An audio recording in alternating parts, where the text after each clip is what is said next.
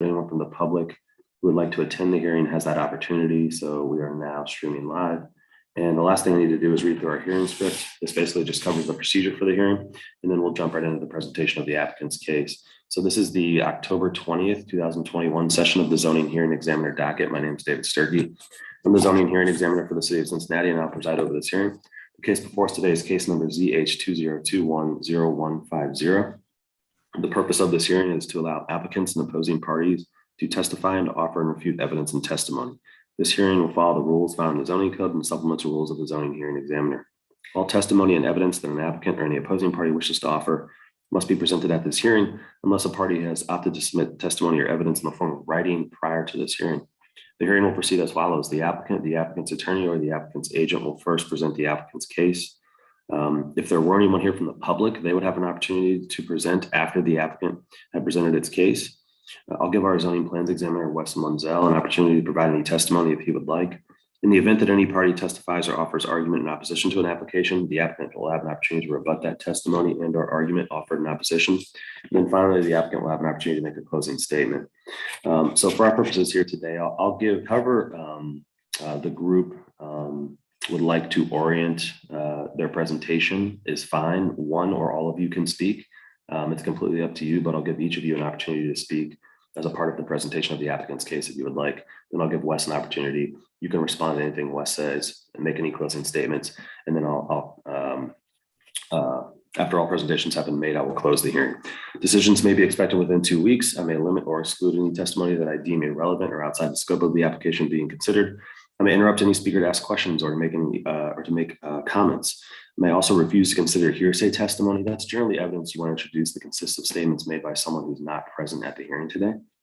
In the event of any technical difficulties or unforeseen circumstances with our video conferencing technology, we'll do our best to troubleshoot those on the fly. But to the extent there's some sort of fatal defect that prevents us from meaningfully going forward with the hearing, I may continue or postpone this hearing at my discretion. Okay, last thing I need to do is swear in all of our witnesses. So if you intend on providing any testimony here today, making any statements, asking any questions, really doing anything other than just strictly observing here today, you need to be sworn in. So if that is you, if you could please take yourself off mute. I need everyone to answer out loud and to raise their right hand. Do you solemnly swear the testimony you shall give will be the truth, the whole truth, and nothing but the truth? Yes. I do. Thank you. Okay, great. So who'll be taking the lead here for us today on the applicant's presentation? I assume that's you, Mary. Okay, I can do that. Great. Okay, Mary, the floor is yours whenever you're ready. Great, thank you. And David, I assume you have the drawing documents in front of you as well, correct? That's correct. Yeah. Okay, excellent. So UC Health is requesting a variance for 2 signs at their Clifton campus located at 234 Goodman. The first sign is an external ground mounted sign. They're requesting a 41 square foot variance from the code. The sign is located near the front entry of the University of Cincinnati Medical Center, the UCMC building. This building is the main entrance to the hospital. And the entrance supports the outpatient services, imaging services, which this particular building on the campus sees the highest volume of patients, of registrations of all the buildings around it. Sorry, I'm not sure if you can hear that. Let me let that pass. There was an ambulance in the background.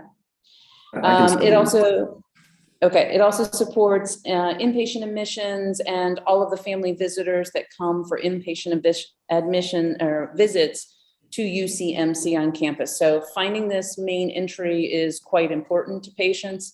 It is also right next to the entrance to the Goodman garage, which is the primary visitor garage for this building as well. Part of the reason that we're asking for the variance is this entrance is located deep within the campus, approximately 400 feet off of the main thoroughfare, which is Martin Luther King. So it is an entire block back. And it's also, so we're trying to increase visibility to the campus and really distinguish this entrance from the emergency entrance, which in the drawing submitted we conveyed, where that emergency is. And there are two distinct streets coming into the campus.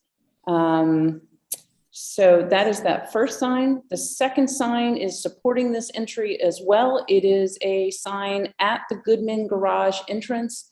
We're requesting that the sign be allowed to be 7 foot 9 inches in height, which is 1 foot 9 inch height variance from the existing code.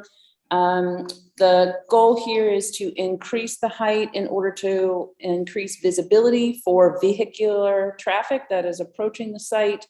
The height is in concert with a previously approved variance, part of a separate hearing that was approved for the 3113 Bellevue address. And what we're trying to do is help patients and families enter into this garage and understand where it is. Again, one of multiple parking locations within the campus.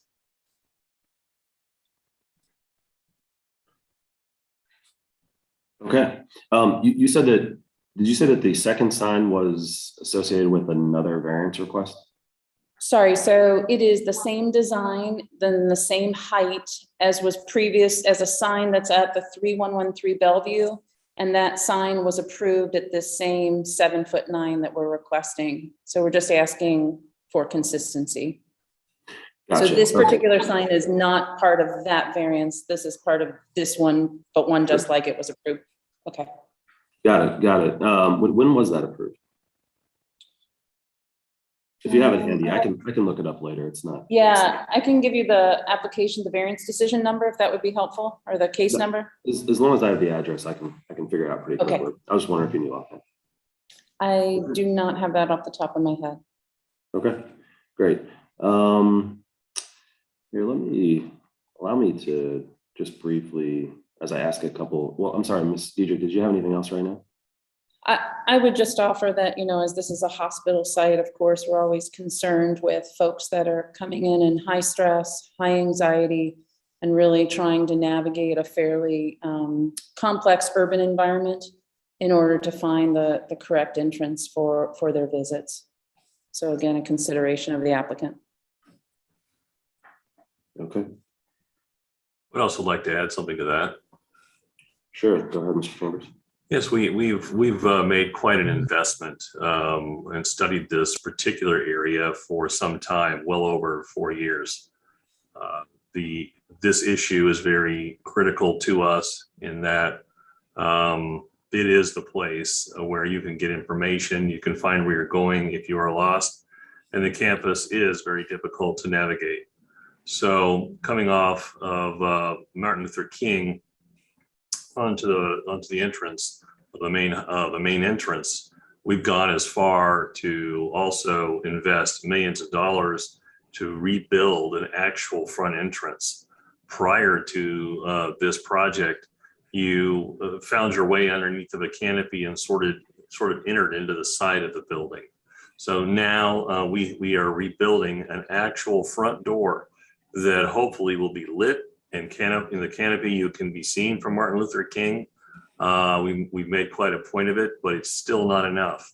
And this is why we are wanting to make sure that the signage is prominent and large enough to be able to draw, anybody, whether they're elderly or whether they're, sick or they're stressed, they're able to understand, yes, this is the entrance. This is where I need to go. And so this is a reason why we're asking for this variance. Okay. Here, let me briefly share my screen so we can all look at the same thing for a minute here. So is the idea that, so the first sign location is here, is that right? That is correct. Okay. And the idea is that people approaching from MLK will be able to see that sign as they turn onto, I assume this is Goodman, or onto the street. Onto Bellevue, yeah. The goal is that once they turn, yes, they can begin to see this and be pulled into the heart of campus to clarify where that entrance is. Okay. And Mr. Chambers, when you're talking about the front door, are you talking about this, or are you talking about this being the front door? Further up, go to the end of, there you go, right where that door is. We've literally are working under construction to construct a brand new front door that you can actually, it can be seen, hopefully, lit at night especially, from Martin Luther King. So like I said before, you would have walked underneath, you would have gotten, you would have seen a canopy, and you would have had to go to the right into the side of a connector, which was never really a front door. And so we have corrected that and made it quite prominent to be able to let people know. So we're going to a lot of effort to make sure that people know where the front door is. Okay. Anything else you guys would like to add while I have this map up? Okay. All right. Thank you. I think that's all the questions I have right now. Miss Shank, anything you'd like to add before we go to Wes? Not at this time. Yeah. Okay, great. Wes, anything? Just unmuting there. No, I don't really have anything to add other than just to say that it's a reasonable request. And I did note that case number of that other sign Mary mentioned, ZH2018-0219 in the report. So it's available to cross-reference if you want to. But that's the only comments I have. Great, thanks, Wes. Okay.